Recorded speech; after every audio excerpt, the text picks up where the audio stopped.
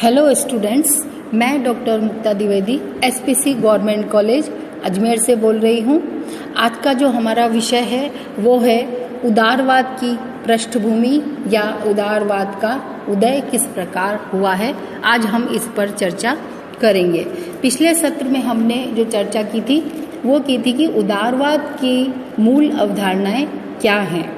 आज में हम इस बात पर चर्चा करना चाहते हैं कि उदारवाद की पृष्ठभूमि कैसी थी, किन परिस्थितियों के कारण उदारवाद का जन्म हुआ। उदारवाद के जन्म का जो प्रमुख कारण माना जाता है वो माना जाता है औद्योगिक क्रांति और पूंजीपति वर्ग का उदय। औद्योगिक क्रांति को उदारवाद का प्रमुख जो कारण है उदय का वो माना जाता है, क्योंकि यूरोप में मध्य युग में लोगों का आर्थिक जीवन स्वतंत्र नहीं था और जो कृषक थे वो सामंतों के अधीन हुआ करते थे और जो उद्योग धंधे, छोटे मोटे उद्योग धंधे करने वाले दस्तकार लोग थे और छोटे मोटे व्यापारी थे, उन पर श्रेणियों का नियंत्रण हुआ करता था जो कि गिल्ड कहलाती थी। और इसके अतिरिक्त चर्च भी आर्थिक जीवन में बहुत हस्तक्षेप करता था और आर्थिक जीवन में भी उन्होंने धार्मिक और नैतिक नियमों को लागू कर रखा था।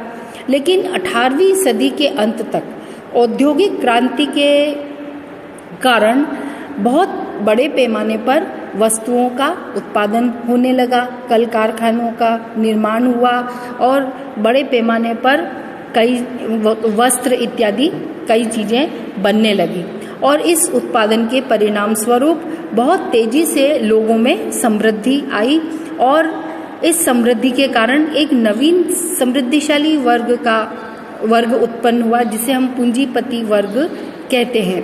इस पूंजीपति वर्ग का उस समय एकमात्र उद्देश्य ये हो गया था कि अपनी संपत्ति को अधिकाधिक बढ़ाकर रखें। तो ये वर्ग जो था वो उन नियमों को नहीं मानना चाहता था जो कि चर्च ने उन पर थोप रखे थे, इसलिए क्योंकि ये उनकी अधिकाधिक संपत्ति के अर्जन में बाधक बन रहे थे। तो इस समृद्धिशाली पूंजीपति वर्ग ने जो ये मध्ययुगीन मान्यताएं थी, इन मान्यताओं को नकारना शुरू कर दिया और इन्होंने सामाजिक जीवन में भी बहुत प्रभाव डाला और उन्होंने इस बात पर जोर दिया कि व्यक्तियों के आर्थिक जीवन में राजनीतिक, सामाजिक और नैतिक कोई भी प्रतिबंध नहीं होने चाहिए और इस तरह से उन्होंने आर्थिक स्वतंत्रता का समर्थन किया, क्योंकि अगर वो आर्थिक रूप से स्वतंत्र नहीं होते तो वो अधिक कल कारखाने नहीं लगा सकते थे और अधिक संपत्ति का अर्जन भी नहीं कर सकते थे। तो इस तरह से औद्योगिक क्रांति ने पूंजीपति वर्ग को उत्पन्न किया और इस पूंजीपति वर्ग ने आर्थिक स्वतंत्रता की भावना को जन्म दिया और ये आर्थिक स्वतंत्रता उदारवाद का स्रोत बनी। दूसरा जो प्रमुख उदारवाद की पृष्ठभूमि के लिए कारण प्रमुख माना जाता है वो है नवजागरण। नवजागरण या रेनेसां से तात्पर्य यह है कि यूं तो प्राचीन युग में यूनानी जीवन के कारण व्यक्ति को जीवन में बहुत महत्व प्राप्त था और व्यक्ति को केंद्र बनाकर चिंतन भी किए गए और इसी कारण से दर्शन, साहित्य, कला, विज्ञान के क्षेत्र में आश्चर्यजनक प्रगति भी हुई। लेकिन मध्य युग तक आते आते एक पारलौकिक दृष्टिकोण को अपना लिया गया और जो चिंतन का केंद्र था वो एकमात्र ईश्वर को मान लिया गया। तो इस तरह से लोगों का जो चिंतन, दर्शन, साहित्य था वो सीमित हो गया और जीवन के अन्य क्षेत्रों में प्रगति लगभग रुक सी गई और व्यक्ति को भुला दिया गया। लेकिन आधुनिक युग के प्रारंभ में जो विचारक थे उनकी दृष्टि वापस से उस पुराने यूनानी चिंतन पर पड़ी और एक तरह से नव जागरण के युग का शुभारंभ हुआ, ये माना जाना चाहिए। नव जागरण का युग प्रारंभ हुआ, एक बौद्धिक आंदोलन चला जिसमें लोगों के विचारों, आदर्शों और जो उनकी चिंतन पद्धति थी उसमें बड़ा क्रांतिकारी परिवर्तन ला दिया। और क्रांतिकारी परिवर्तन ये था कि व्यक्तियों के दृष्टिकोण को महत्व प्रदान किया गया, व्यक्तियों के और उनके व्यक्तित्व को सर्वोच्च महत्व प्रदान किया गया, और ये इस बात पर जोर दिया गया कि सत्य की प्राप्ति का मार्ग जो है वो अंधविश्वास और श्रद्धा से नहीं हो सकता है, बल्कि सत्य की प्राप्ति हमें बुद्धि और विवेक का प्रयोग करने से प्राप्त होगी। तो ये नव जागरण का एक मुख्य बिंदु था, जबकि बुद्धि और विवेक को महत्व प्रदान किया गया, और इस नव जागरण ने बुद्धि और विवेक के कारण व्यक्ति की स्वतंत्रता पर भी बल दिया, और इस तरह से उदारवाद की जो शुरुआत थी वो शुरुआत नवजागरण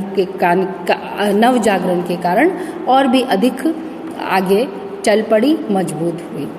तीसरा जो महत्वपूर्ण कारण है उदारवाद के उदय का, वो ये माना जाता है कि धर्म सुधार या रिफॉर्मेशन।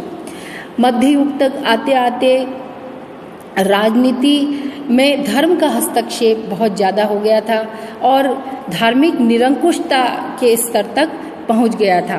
धार्मिक क्षेत्र में तो पोप की निरंकुशता थी ही सही, राजनीतिक जीवन में भी पोप का बहुत ही हस्तक्षेप हो गया था। तो इसी कारण से 16वीं सदी में धर्म सुधार की प्रवृत्ति प्रारंभ हुई। मार्टिन लूथर, ज्विगली और कैल्विन आदि धार्मिक सुधारकों ने धार्मिक निरंकुशता का विरोध प्रारंभ किया और धर्म सुधार के लिए आवाज उठाई, और ये कहा गया कि परंपराओं के बंधन को तोड़कर आध्यात्मिक स्वतंत्रता को अपनाना चाहिए। जैसे मार्टिन लूथर किंग ने सिखाया कि व्यक्ति और ईश्वर के बीच में संबंध स्थापित करने के लिए किसी धार्मिक संस्था की या व्यक्ति की जरूरत नहीं है, यानी किसी मध्यस्थ की आवश्यकता नहीं है। व्यक्ति स्वयं अपने प्रयत्नों के द्वारा ईश्वर की कृपा को प्राप्त कर सकता है, और धार्मिक क्षेत्र में तो शक्ति का प्रयोग होना ही नहीं चाहिए। तो इस प्रकार से धर्म सुधार ने उस समय की जो धार्मिक जीवन की बुराइयां थी उनका अंत करने का जो बीड़ा उठाया गया, और धर्म सुधार आंदोलन जो है वो उदारवाद की स्थापना के प्रमुख कारणों में से एक बना। प्रोफेसर लास्की ने तो अपने शब्दों में कहा है कि धर्म सुधार के सिद्धांत तथा सामाजिक परिणाम व्यक्ति के लिए मुक्तिदायक सिद्ध हुए और व्यक्तियों ने उदारवाद की धारणा को अपनाना शुरू किया। अगला जो उदारवाद की पृष्ठभूमि का जो प्रमुख कारण है वो है निरंकुशतावादी शासन के विरुद्ध प्रतिक्रिया। उदारवाद के जन्म के लिए सबसे प्रमुख उत्तरदायी तत्व निरंकुशतावादी शासन के विरुद्ध प्रतिक्रिया को माना गया। 16वीं और 17वीं सदी में यूरोप के इतिहास में बहुत सारे निरंकुश राजतंत्र हुए जिन्होंने किसानों पर और जो आम जनता थी उन पर अनेक अत्याचार किए। उस समय राज्य का देवी उत्पत्ति का सिद्धांत बहुत ही प्रसिद्ध था, जिसमें राजा ने अपने आप को ईश्वर का प्रतिनिधि माना और उसी आधार पर निरंकुश शासन और अमर्यादित शासन किया। लेकिन निरंकुश शासन के विरुद्ध कभी न कभी तो प्रतिक्रिया होना स्वाभाविक था, और निरंकुश शासन के विरुद्ध जो प्रतिक्रिया हुई उसके परिणाम स्वरूप जॉन लॉक, मिल, स्पेंसर, ग्रीन जैसे व्यक्ति या जिन्हें हम राजनीति शास्त्री कह सकते हैं, उन्होंने व्यक्ति स्वातंत्र्य की आवाज़ उठाई और इस तरह से व्यक्ति स्वातंत्र्य को महत्व प्रदान किया गया और व्यक्ति स्वातंत्र्य की विचारधारा उदारवाद का एक प्रमुख आधार बनी। Keep learning, keep growing. Thank you very much.